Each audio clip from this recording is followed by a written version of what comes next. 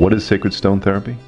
It is Ayurvedic bodywork, which uses heated sea stones and copious amounts of aromatic, medicated warm oils to smooth out tight muscles, increase blood flow, remove negative energy, alleviate vata, strengthen the chakras, provide deep penetrating heat, and sedate the central nervous system. It's simply decadent.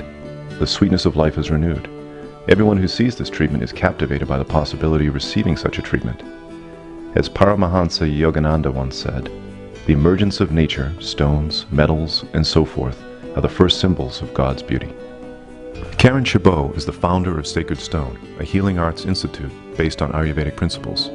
She is a licensed and nationally certified bodyworker and Ayurvedic practitioner. With 18 years of experience in the holistic health industry, she holds postgraduate diplomas from Universal Massage Therapeutics and the Ayurvedic Institute in New Mexico, as well as a bachelor's degree in holistic nutrition and health. Karyn is a certified nutritionist, medical Thai therapist, Arya Yoga therapist, and fitness trainer. She is a member of the National Ayurvedic Medical Association and a continuing education provider of the NCB-TMB under Category A. Prior to her work with stones, her bodywork was primarily focused on traditional Abhyanga, which is Ayurvedic oil massage. Many days after seeing clients, Karyn would rest on the smooth, flat stone cliffs in her backyard to recharge herself. It was like a big hug from Mother Earth, almost better than a massage. The stones healed her and took away her aches and pains. She tried to convince some of her clients to go out on the stones to relieve their pain, but they weren't very receptive to the idea. So Karyn decided to bring the stones to her clients instead. She set up crock pots and heated small, smooth stones and laid them on her clients' bodies. The results were profound. Karyn is now leading seminars and certification workshops around the country in sacred stone therapy. I love when she spins the stones on my spine and then lays them strategically down my back. And a warm towel, it just knocks me out. It calms me. It's super. The way Karyn is able to manipulate the stones depending on your body's needs really helps the individual, especially myself, to come out of it feeling renewed, relaxed, and waiting for the next one. I love all of the sacred stone massage that Karyn gives. It's just wonderful. It's like you've died and gone to heaven. They make me feel half my age. She's cured my shoulder, and she makes me feel much stronger. She's a gift. She's an angel. It's an experience. Sacred Stone's mission to share the beauty of Ayurveda and they facilitate this receptivity as they are alive with prana, which is the life force. Pra means before, ana means breath. Who would be interested in this type of treatment? People looking to renew the sweetness of life. People looking to release toxins or eliminate excess.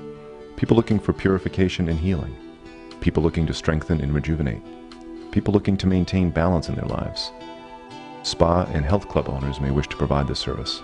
Schools may wish to incorporate this into their curriculum. Estheticians may wish to add these sacred techniques to their beauty treatments. Massage therapists may wish to add this to their repertoire. Sacred Stone is located at Whetstone Beach, a private beach off the Rhode Island coastline. Whetstones were stones that people used to sharpen their knives on in the 18th century, because these stones in particular are so flat, smooth, and round. They are that way because they've been washed up by the waves, not because they've been mechanically tumbled. Mechanically tumbled stones or polished stones have a weakened electromagnetic field. Their healing capacity is diminished. Polishing a stone can be synonymous with a sunburn. If you can compare the surface of a stone to the skin of a human, you can understand why this mechanical process is weakening.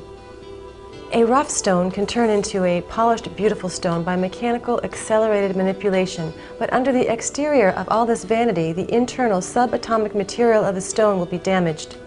Of course, a stone is not threatened by melanoma or wrinkles, but its precious electromagnetic field and internal essence is at stake. The same electromagnetic circuitry found in stones is present in the human energy field. Studies have shown that stress and disease are connected to positively charged ions. That's why a walk on the beach or at the lake shore can be so uplifting. The air around a body of water is charged with negative ions. So when stones are applied to the body and the energy field, an exchange of virtual protons takes place, increasing negative ions, thereby accelerating the healing process. Don't let the term negative scare you. In this case, negative is a beautiful thing. To quote from my guru, Dr. Fasant Lad, "The stones are alive, but they're in a sweet coma." Whetstones are metamorphic bedrock, which is ideal for healing purposes. Metamorphic rock has been exposed to high pressure, extreme heat, and chemically active fluids and gases, usually in concert. These stones and other New England stones were spit out from deep within the Earth's core more than 300 million years ago. Some of them are a mixture of metamorphic and granitic composition, or hardened clay known as argillite. These are more porous than basalt or other hard, smooth stones found along inland rivers. Being more porous, they have the ability to absorb negative energy more readily and are extremely healing. Because of their porous nature, these stones can become saturated with toxins and negativity if they are not purified and cleansed daily.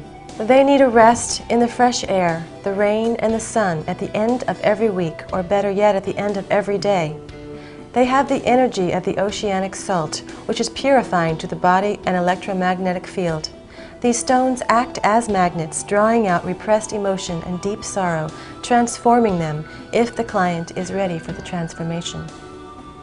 Sacred stone therapy is vata pacifying. There are 5 energetic dynamic directions within the body. The direction that sacred stone therapy pacifies is upana, the downward flow of movement, the flow that connects us to Mother Earth. To quote from an ancient Sanskrit proverb, "He or she who adores the prana and the apana thus is not reborn into this world again, and he or she is freed from all bondage."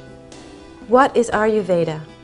It is a Sanskrit word which literally means the science of long life. It is also known as the science of digestion and the science of self-healing.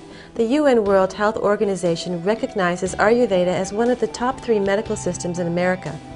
Ayurveda heals the root of the disease rather than just alleviating the symptoms. Modalities would include nutritional and lifestyle changes, Ayurvedic massage, herbs, yoga, meditation, mantra, mindfulness, sound, color, crystal, and aromatherapy. This ancient medical system empowers us with information regarding the balance of body, mind, and spirit. It classifies our individual constitutions into 3 parts, vata, pitta, and kapha. These 3 parts exist within all of the universe and within the human body. Vata is the energy responsible for movement, circulation, the transport of nervous impulses, and prana, which is the life force. Pitta is the energy responsible for metabolism, digestive fire, transformational processes, enzymatic productivity, and heat. Kapha is the energy responsible for storage, protection, lubrication, mucus, and the production of fats and oils. I'd like to introduce the stones and the equipment. This is an 18-quart turkey roaster. At the bottom of the roaster, I've lined it with a white towel. And I have the stones in a special order, always in the same position, so that it's easier and quicker when I go back and forth between the client and the roaster. The very back of the roaster, I keep my sacrum stone. This goes right under the tailbone. And then I put the belly stone on. And after the belly stone, I put the heart stone on. And this was found just this way in the backyard by my daughter. And after the heart stone, I put the wrist stones on because the hands are connected to the heart, so that the wrists can be supported this way, and the shoulders are invited to go back down toward the table.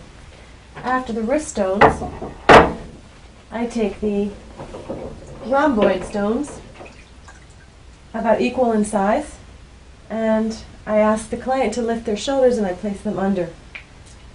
And then I find my neck stones, and I place them on either side of the neck.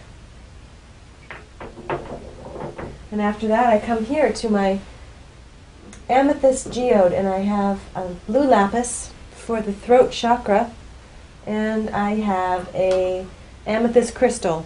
And in this sacred stone massage, I place the crystal so that the point is facing downward, grounding vata.